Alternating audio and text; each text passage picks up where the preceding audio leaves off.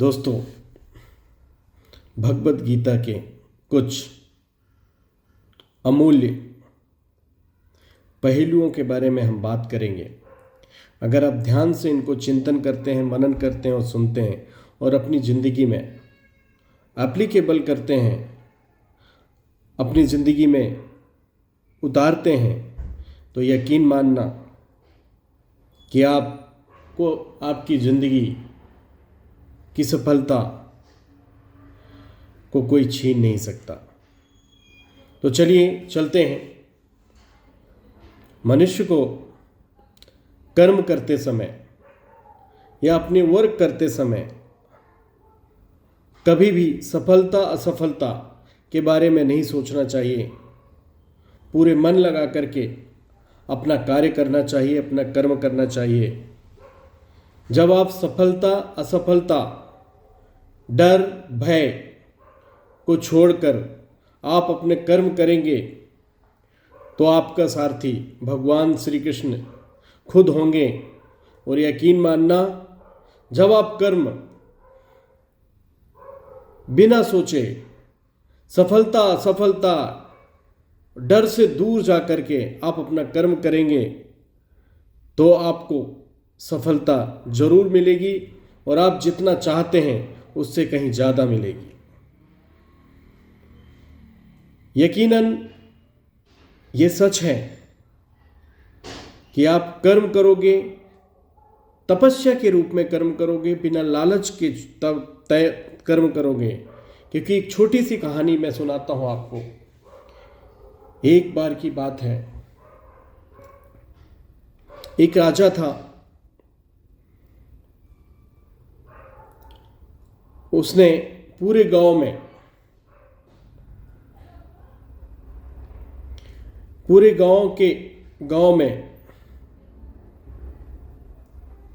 रेहड़ी पिटवा दी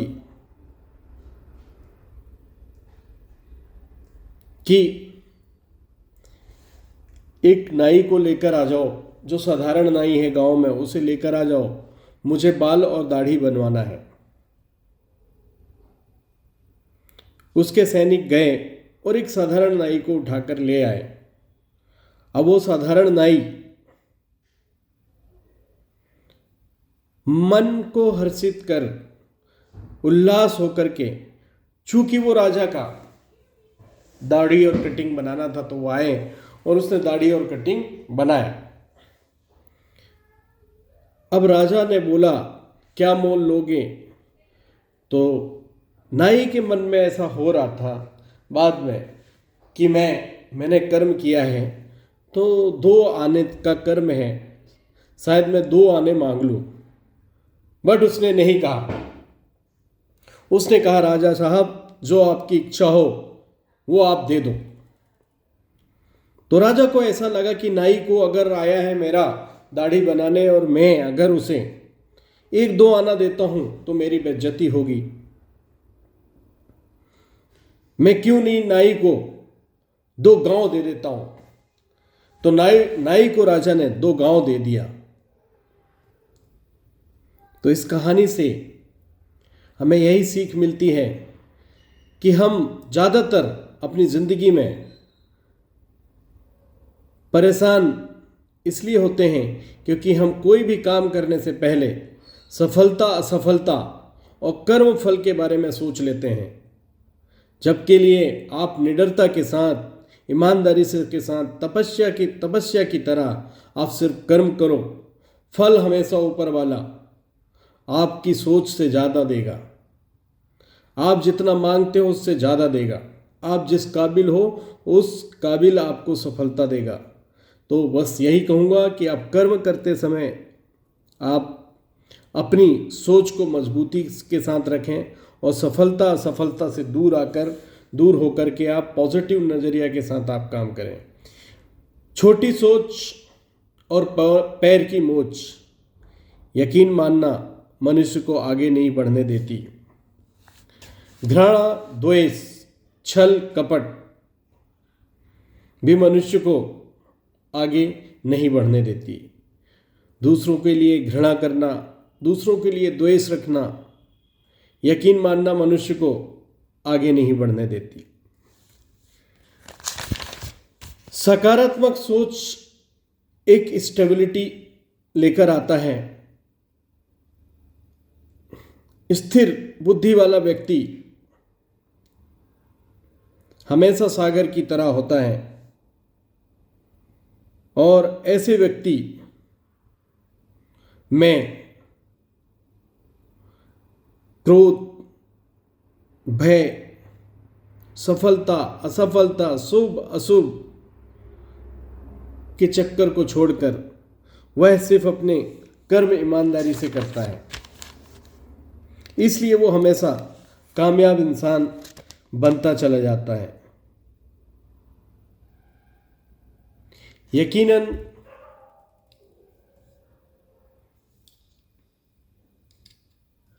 आप को भगवान श्री कृष्ण वही देंगे जिसके आप लायक हो, जिसके आप काबिल हो, जिससे आपकी ज़िंदगी बनती है। आपको ज़रूरी नहीं है जो आप पसंद करते हो वो भगवान श्री कृष्ण देंगे। जो आपके लिए अच्छा होगा भगवान श्री कृष्ण वो आपको देंगे।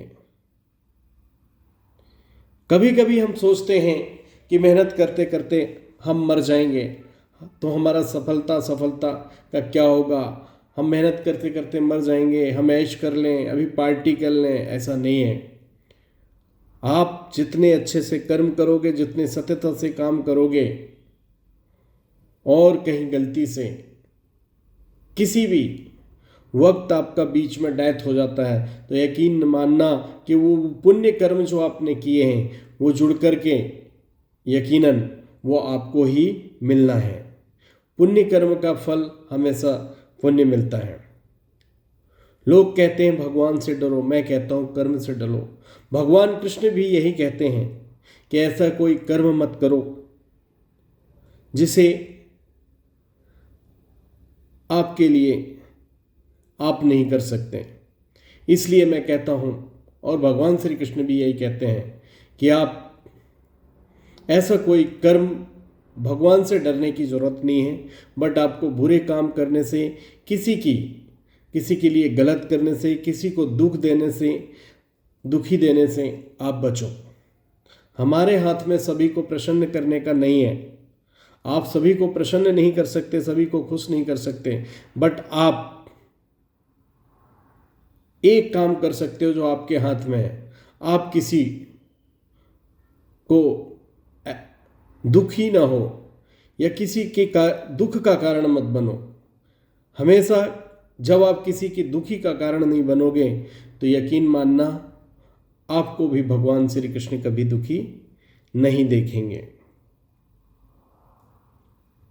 दूसरी बात, ये बहुत लॉजिकल बात है कि जब एक मरा हुआ व्यक्ति को इंसान जिंदा नहीं कर सकता तो जिंदा व्यक्ति को कोई इंसान मार नहीं सकता। वो भगवान श्री कृष्ण का रचा हुआ विश्व है, वही उसको मारने वाला है, वही उसको जिंदा करने वाला है। तो इन सब से निश्चिंत होकर और डर से दूर जाकर आप सिर्फ स्थिर बुद्धि वाले व्यक्ति के तरह आप काम करो और हमेशा आप डिसीजन मेकर बनो। और जब तक आप सफलता, असफलता, डर को छोड़कर कर्म करना नहीं सीखोगे तब तक आप आगे नहीं बढ़ पाओगे। गुस्सा, काम, क्रोध, अहंकार इंसान को जीतने नहीं देती। मन को काबू में रखो।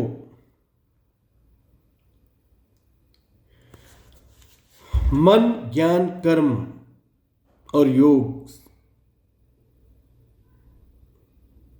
ये सब ऐसे हैं जिनको आपने पवित्रता के साथ उपयोग कर लिया तो आप जो है बहुत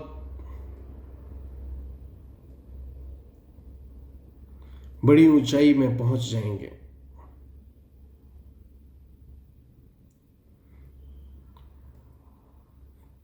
प्रकृति का गुलाम होकर आप सबको कर्म करना चाहिए। मनुष्य में सबसे बड़ी गलती ये होती है कि वो कर्म करने से पहले फल की इच्छा कर लेता है, इसलिए वो हमेशा परेशान रहता है। भगवान श्री कृष्ण ने आपको अमूल्य चीज दिया है, हवा, पानी, ज्ञान, विवेक, जो अमूल्य हैं, जिनका कोई मूल्य चुका नहीं सकता।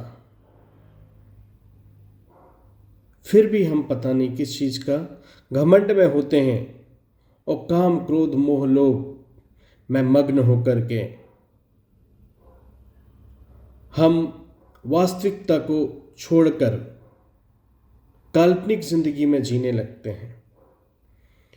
भगवान श्री कृष्ण ने बस यही कहा है कि आप जो कर्म कर रहे हो वह सिर्फ फल की इच्छा किए बिना परोपकार की भावना से करो। आपको आपके सोचने से ज्यादा आपको फल मिलेगा।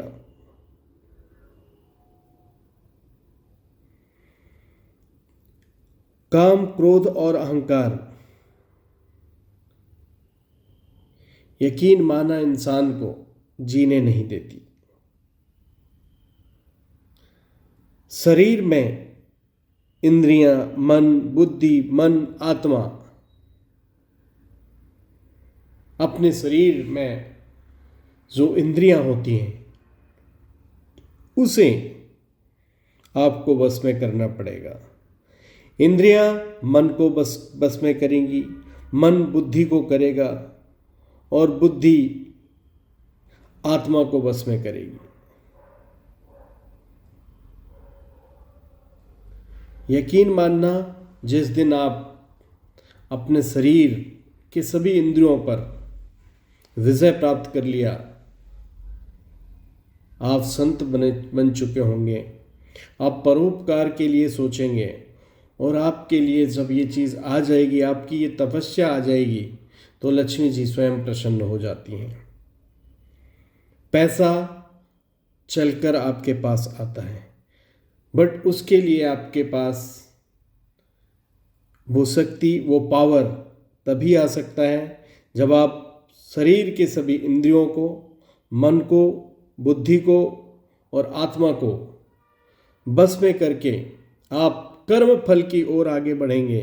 आप कर्म करेंगे निस्वार्थ, परोपकार की भावना से कर्म करेंगे। यकीन मानना, आपको कभी भी असफलता नहीं मिलेगी। अब असफलता आपको अनुभव सिखा के जाती है और सफलता आपको विजय बनाती है। और असफलता जब तक नहीं होता तब तक विजय में मजा नहीं आता। तो सफलता और असफलता,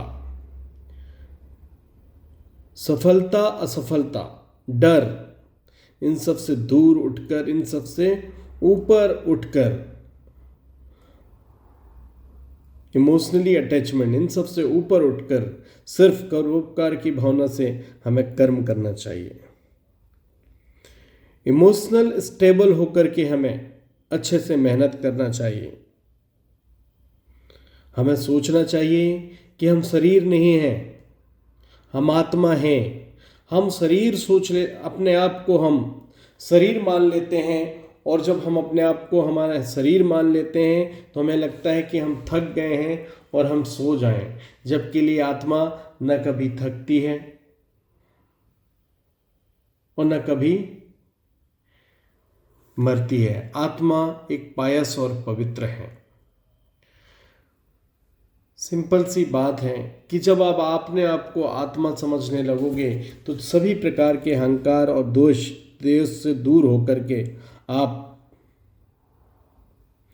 उस परमात्मा के बताए गए रास्ते में जाकर आप कर्म करने लगेंगे और एक दिन आप बहुत बड़ी कामयाबी हासिल कर लेंगे।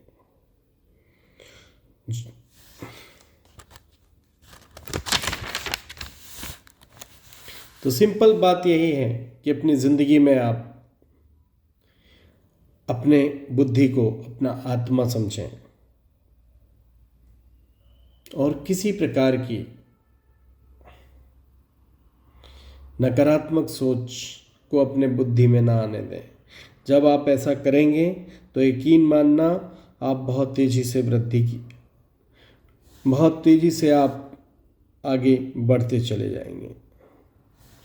एक दिन मनुष्य अगर जिंदा हुआ है तो सिंपल सी बात है, मृत्यु की ओर उसे जाना ही पड़ेगा, उसे कोई नहीं रोक सकता। इसलिए आप जब भी आप जियो तो आप रोज़ जियो, अच्छे से जियो, अच्छे कर्म से जियो, अच्छे सोच से जियो।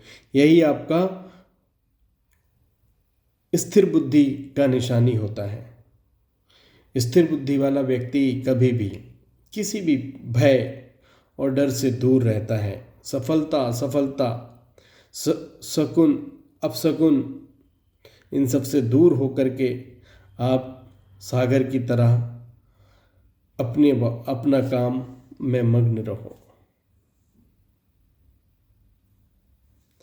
अपना लक्ष्य निश्चित करो और तब तक लगे रहो जब तक आपका स्थान, आपका लक्ष्य फल के रूप में भगवान श्री कृष्ण नहीं दे देते, तब तक आप लगे रहो।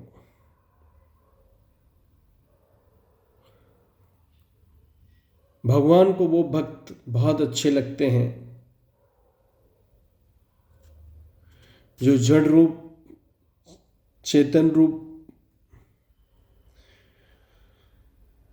जो तपस्वी रूप होते हैं, ज्ञान रूप होते हैं और परोपकार के साथ जीते हैं।